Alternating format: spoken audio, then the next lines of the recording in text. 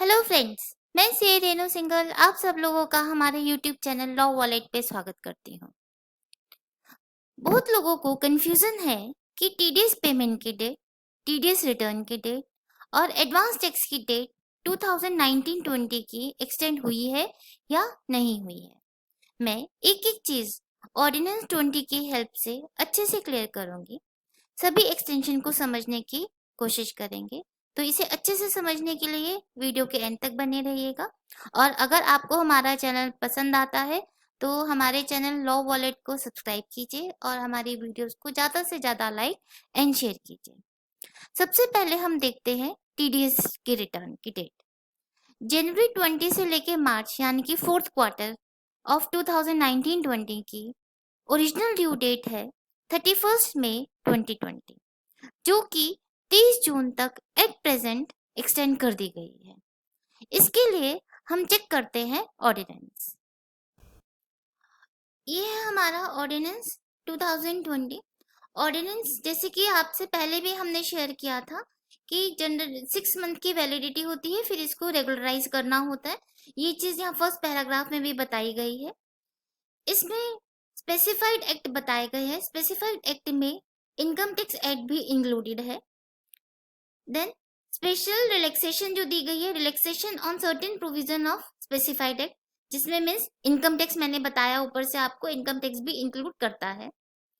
सबसे पहला रिलैक्सेशन दिया गया है where any time limit has been specified under specified act which fall during the period 20 March से 29 जून। किन की बात कर रहे हैं? जो हमारी टाइमलाइन जो लिमिट फॉल करती है 20 मार्च से लेके 29 जून तक, इसके लिए उन्होंने इलिस्ट्रेट किया, बताया है क्या क्या इसमें इंक्लूड होगा। Completion of any proceeding, passing of any order, issuance of notice, intimation, notification. हमारे पास यहाँ रिटर्न का पॉइंट नहीं है। Then be filing of any appeal, reply, application और furnishing of any report, document and returns. तो हमारा यहाँ से हमें क्लियर हो गया रिटर्न्स कि टीडीएस की डेट की रिटर्न एक्सटेंड हो चुकी है। In case where specified act is income tax act, यहाँ पर ये फर्दर ये बताता है, जैसे कि आपको याद होगा कि हमने पहले भी इस पे वीडियो बनाया था कि जो आप डिडक्शन क्लेम करने के लिए पीपीएफ में, इंश्योरेंस प्रीमियम में या डोनेशन की डेट है, उन सब की डेट एक्सटेंड करके 30 जून कर दी गई है। इसी तरह से सेक्शन 54 से लेके 54 जीबी में जितना भी आपको एग्जाम्पशंस क्लेम करने के लिए या तो परचेज करना होता है घर या कंस्ट्रक्शन कंप्लीट करना होता है, अगर उसकी भी ड्यू डेट्स आपकी इस बीच में फॉल करती है तो उन सब की डेट एक्सटेंड करके 30 जून कर दी गई है। यही सब चीज इन पैराग्राफ्स में बताया गया है। Then where completion of such action has not been made within such time, then time limit for completion or compliance of such action shall, notwithstanding anything contained in specified act, means including income tax, shall extend to 30th June. At present जैसे कि मैंने बताया वो 30 जून तक extend हो गया है। And such other that means further notification के साथ ये इन फ्यूचर भी अगर लगता है तो गवर्नमेंट ने यहाँ से पावर ले ली है कि फर्दर इसे सिंपल नोटिफिकेशन के थ्रू एक्सटेंड किया जा सकता है। इससे रिलेटेड टीडीएस का एक सर्कुलर भी आ चुका है जिसमें क्लैरिफाई कर दिया गया है कि टीडीएस की फोर्थ क्वार्टर की रिटर्न की डेट एक्सटेंड हो गई है। ये सर्कुलर नंबर 6 जो भी 20 अप्रैल को आ चुका है, जिसमें यहाँ पे क्लियरली बता कर दिया गया है कि टीडीएस और टीसीएस की डेट जो है एक्सटेंड कर दी गई है। ये हमें फिल करनी है, लास्ट डेट दे दी गई है 30 जून। तो हमें फर्स्ट पॉइंट हमारा क्लियर हो गया है कि टीडीएस की डेट, टीडीएस की रिटर्न की डेट जो हमारे 31 मई 2020 थी वो एक्सटेंड होके 30 जून हो चुकी है। अब नेक्स्ट पॉइंट आता है कि फोर्थ क्वार्टर और 1920 की टीडीएस की पेमेंट हमें 30 अप्रैल तक करनी थी, क्या उसकी भी डेट एक्सटेंड हुई है? तो इसके लिए फिर से हम ऑर्डिनेंस की प्रोविजन चेक करते हैं। हमने यहाँ तक देख लिया था कि हमारी 30 तारीख तक डेट एक्सटेंड हो गई है। अब प्रोवाइजो पढ़ते हैं। Provided further that such action shall not include payment of any amount as is referred to in subsection 2, means कि जो 30 जून तक की डेट है वो एक्सटेंड नहीं हुई है, किसके लिए? पेमेंट ऑफ टैक्सेस के लिए। अब इसके अंदर क्या क्या कहा गया है? Where any due date has been specified in और prescribed under specified act means including income tax for payment of any amount toward tax or levy by whatever name called means tax से मतलब यहाँ पे clear हो गया हमारा TDS which fall during the period from 20 March से 29 जून means इसी तरह से हमें फोर्थ क्वार्टर की TDS कब तक फाइल करना है, डिपॉजिट करना है 30 अप्रैल तक। तो वो हमारा इस बीच में आ गया है। सेंट्रल गवर्नमेंट ने स्पेसिफाई कर दिया है कि ये डेट क्या है 30 जून तक अगर आप कर देते हैं तो यहाँ कंडीशन लगाई गई है क्या the rate of interest payable if any in respect of such amount for the period of delay shell not exceed 3/4% for every month और पार्ट देयर ऑफ। तो यहाँ से आपको समझ में आ गया है कि हमें पेमेंट के लिए रिलैक्सेशन 30 जून तक दे तो दी है पर हमारा इंटरेस्ट कंप्लीटली वेव ऑफ नहीं हुआ है। इंटरेस्ट उन्होंने कितना लगा दिया है डिपार्टमेंट ने हमारे पास shall not exceed 3/4% for every month और पार्ट देयर ऑफ और कोई पेनल्टी नहीं लगेगी और कोई प्रोसिक्यूशन नहीं होगा।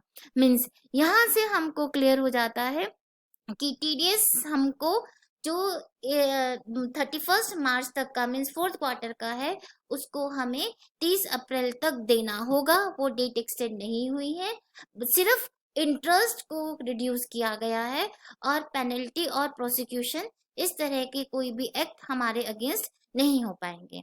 अब हमारा पॉइंट अराइज होता है नेक्स्ट इन बहुत इंपॉर्टेंट पॉइंट एडवांस टैक्स का।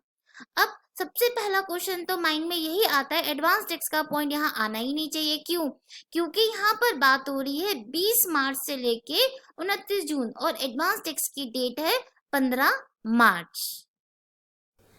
तो जैसा कि आपको पता है कि एडवांस टैक्स के इंस्टॉलमेंट्स टाइम पे अगर पे नहीं करते हैं तो हमारे दो इंटरेस्ट के प्रोविजन एप्लीकेबल होते हैं, section 234B and section 234C। Section 234B कहता है, उसमें बताया गया है कि आपको अगर आपको एडवांस टैक्स की लायबिलिटी 90% तक आपने पे नहीं की है प्रीवियस ईयर में तो 1 अप्रैल से आपके इंटरेस्ट के पैनल प्रोविजन स्टार्ट हो जाते हैं जब तक आप उसे पे नहीं करते हैं 1% पर एनम की 1% पर मंथ और पार्ट देयर ऑफ के अकॉर्डिंगली। दूसरा पैनल प्रोविजन है इंटरेस्ट का 234C। ये प्रोविजन कहता है कि 15 जून तक आपको 15% पे करना होता है एडवांस टैक्स, 15 सितंबर तक 45% करना होता है, 15 दिसंबर तक 75% करना होता है एंड 15 मार्च तक पूरा आपको एडवांस टैक्स अपना पे करना होता है। तो अगर आप प्रॉपर इंस्टॉलमेंट पे नहीं करते मीन्स 15 जून को आपको 15% पे करना है और आपने नहीं किया तो डायरेक्टली 1% पर मंथ के अकॉर्डिंगली 3% का पूरे क्वार्टर का आपको इंटरेस्ट लग जाएगा। इसी तरह से 15 सितंबर को अगर आपने 45% की राइट इंस्टॉलमेंट पे नहीं किया है तो डायरेक्ट आपको 1% के अकॉर्डिंगली 3 महीने का पूरा इंटरेस्ट लग जाएगा। पर अब आप आइए 15 मार्च पर। 15 मार्च पर अगर आपने 100% पे नहीं किया तो 31 मार्च तक अगर आप कर देते हैं तो इंटरेस्ट अब आपका सिर्फ 1 महीने का लगेगा। मीन्स सेक्शन 234C का इंटरेस्ट 31 मार्च के बियॉन्ड नहीं जाता है, उसके बाद सेक्शन 234B उसको टेक ओवर कर जाता है। तो मुझको ये पर्सनल ओपिनियन है, ये मेरी पर्सनल रीडिंग है कि इन इंटरेस्ट की रेट में रिलैक्सेशन आ जाएगा। क्यों? क्योंकि इनकी ड्यू डेट्स इसके बीच में फॉल करती है, ना कि 15 मार्च के एडवांस टैक्स की डेट फॉल करती है। तो सेक्शन 234B और सेक्शन 234C का जो इंटरेस्ट है वो अकॉर्डिंगली, क्योंकि वो भी 1% और 1% पर मंथ के अकॉर्डिंगली था, तो वो इंटरेस्ट आपका रिड्यूस होके 3/4 पर मंथ और पार्ट देयर ऑफ में रिड्यूस हो जाएगा। तो इसके लिए मैं आपको एक बार एडवांस टैक्स की साइट पे लेके चलती हूँ जहाँ एडवांस टैक्स की पेमेंट करते हैं। आप देखेंगे हम एडवांस टैक्स की पेमेंट के लिए चालान नंबर 280 फिल करते हैं।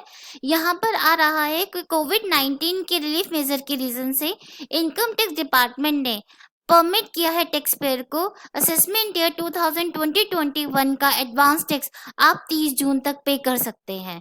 तो मेरे अकॉर्डिंगली इस बात का यही मतलब है कि सेक्शन 234 बी और सेक्शन 234 सी के इंटरेस्ट के रेट में रिड्यूस किया जाएगा। अदरवाइज एडवांस टैक्स की ड्यू डेट 15 मार्च थी, 20 मार्च नहीं। 20 मार्च के बाद वो फॉल नहीं करती है। तो ये मेरी पर्सनल सजेशन, मेरा पर्सनल ओपिनियन है। अगर आपके इसके बारे में कोई और ओपिनियन है तो मेरी रिक्वेस्ट है आप हमें कमेंट बॉक्स में लिख के ज़रूर बताएं। That's all for today. Thank you.